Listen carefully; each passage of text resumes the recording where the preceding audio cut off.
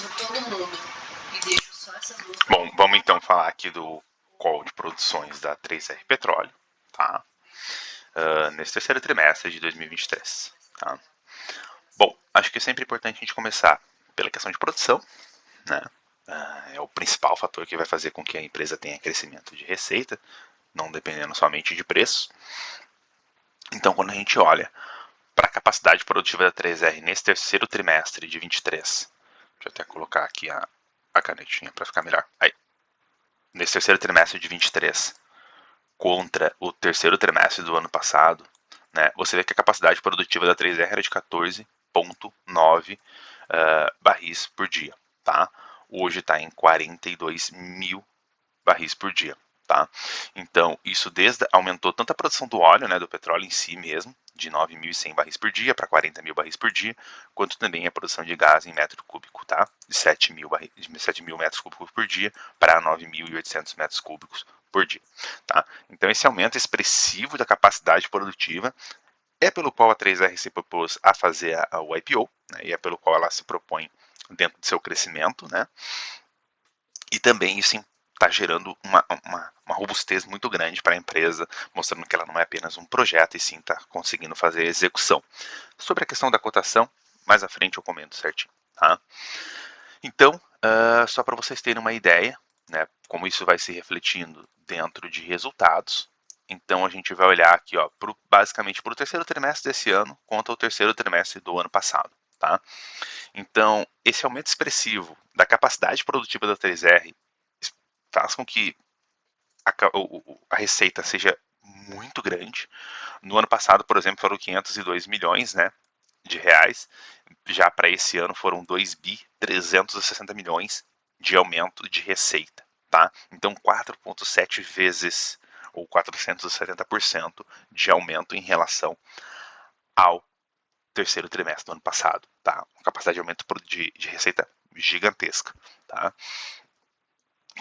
Dentro disso tudo, a gente vai sempre olhar, depois eu vou voltar para despesa, tá? Que é onde impacta de fato o resultado da empresa. Mas quando a gente olha aqui para a questão de geração de caixa, né, que é o EBIT, né, que é a capacidade produtiva dela, tirando amortizações, impostos e depreciação, aonde está batendo de fato é a amortização, tá? Mas antes dessas linhas, basicamente no ano passado a 3R gerou 192 milhões de EBITDA, enquanto nesse ano gerou 828 milhões de EBITDA, 4,3 vezes.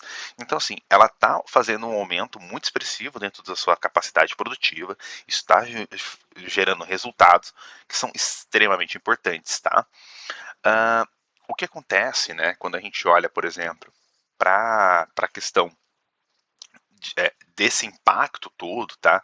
Eu vou muito pro endividamento, porque hoje a 3R ela tem um patrimônio de 5 bi e 100, tá? Enquanto a sua dívida bruta é 8 bi e 500, tá? A dívida líquida é 7 bi e 700. Então ela tem hoje uma dívida maior do que o seu patrimônio, tá? Então esse endividamento ele foi criado de fato para com que fizesse, né, a empresa crescer, tá? Então assim, está executando esse projeto, está executando toda essa questão, então não é algo preocupante, mas ao mesmo tempo ele impacta na última linha, que é o lucro líquido, né? Então no ano passado, por exemplo, ó, o lucro foi de 469 milhões, enquanto nesse ano foi 77 milhões de prejuízo. É preocupante. Se o projeto está em execução e está aumentando a geração de caixa, eu não vejo isso como preocupante, tá? Porque o que impactou de fato esse resultado foi que no ano passado a despesa financeira, que são as amortizações, que são os pagamentos dessa dívida, que foi de 162 milhões, nesse ano foi 800 milhões, tá? Se a gente tivesse essa mesma linha de despesa do ano passado, pode ter certeza que o lucro teria sido bem maior. A gente vê isso no número, a gente conseguiria ter um lucro ali de em torno de 650 milhões e tal. Então, o que está gerando esse impacto de fato, né, na lucratividade da empresa não é uma gestão operacional ruim, mas sim uma questão de como que está sendo esse endividamento que foi criado, que basicamente impacta diretamente ali no ativo, tá? Beleza, então a gente vai olhar dessa forma, né? A gente vai para a linha endividamento, Então a gente vai entender sempre como que está essa linha, tá? Hoje dívida bruta ali 1 bilhão e 200 milhões de dólares, né? Então ali aqueles valores que eu mencionei anteriormente, de 8 bi bruto, né? Em reais. E a dívida líquida de 1 bi de dólar, né? Aí a gente vai ter que entender sempre esse perfil de amortização da dívida, né? Porque o que gera maior impacto é se essa dívida fosse toda para o ano que vem. Como que seria esse resultado, né? Como que seria, impactaria a geração de caixa. Mas você pode ver que o perfil da dívida, ele está mediamente alongado, ele não está aquele alongamento de 15 anos de dívida para amortização. Mas você vê que para o ano de 2024, ele vai ter, a empresa vai ter um total de 271 milhões de dólares, né, de impacto de dívida, tá? Para o ano de 25, 334, para o ano de 26, 354, então está bem equilibrado. Ali o impacto de fato vai ser no ano de 2027. Mas a empresa está buscando esse crescimento operacional, está buscando esse crescimento de receitas, então isso tem esse incremento, a previsibilidade de que a receita sim esteja mais forte lá na frente, tá? Então, basicamente, né, hoje o que acontece? Quando a gente olha para esses fatores de endividamento, né, ela está executando o projeto muito bem feito, ela está executando toda a sua capacidade produtiva e dos leilões que ela entrou para fazer a compra de novos poços, isso está acontecendo. Só que a cotação ela sofre por causa desse endividamento, porque esse endividamento ele penaliza a lucratividade, tá? Então assim, o que acontece hoje, por exemplo, ó, o PVP ele está na mínima, né?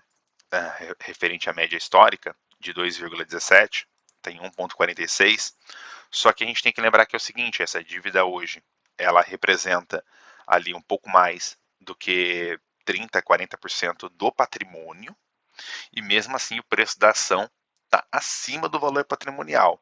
Ou seja, então se a gente desconta, né, esse patrimônio líquido pela dívida, ficou com uma dívida de 3 bi. Então hoje, dentro do mercado, ainda vale mais 46% do valor patrimonial. Ou seja, ele já está com prêmio aqui dentro, ele está valendo ali 60% mais do que o valor patrimonial, 60%, 70% mais do que o valor patrimonial, de fato, líquido, né? Então, por isso que a cotação acaba sofrendo, tá? Quando a gente olha para a questão de lucratividade, né, que nesse trimestre não veio, muita gente olha e acaba se sentindo impactado, porque ó, o resultado está vindo ruim, acho que vai ser ruim a empresa, mas o importante é olhar essa geração de caixa, o importante é olhar como que está sendo a parte de receitas e como que está sendo esse aumento de produção. Isso está sendo muito bem feito e ao mesmo tempo, tá? Deixa eu até trazer aqui também a questão do lifting cost, que é o custo de produção, né? Vocês podem ver que no ano passado, por exemplo, ele era 15 dólares por barril, nesse ano está 18 dólares por barril. É uma ineficiência operacional? Não, porque como ele está entrando em novos poços, né, geralmente o custo ele é mais caro desses novos poços, porque ele estava depreciado, tem que fazer custo de manutenção, melhorar a operação e tudo mais.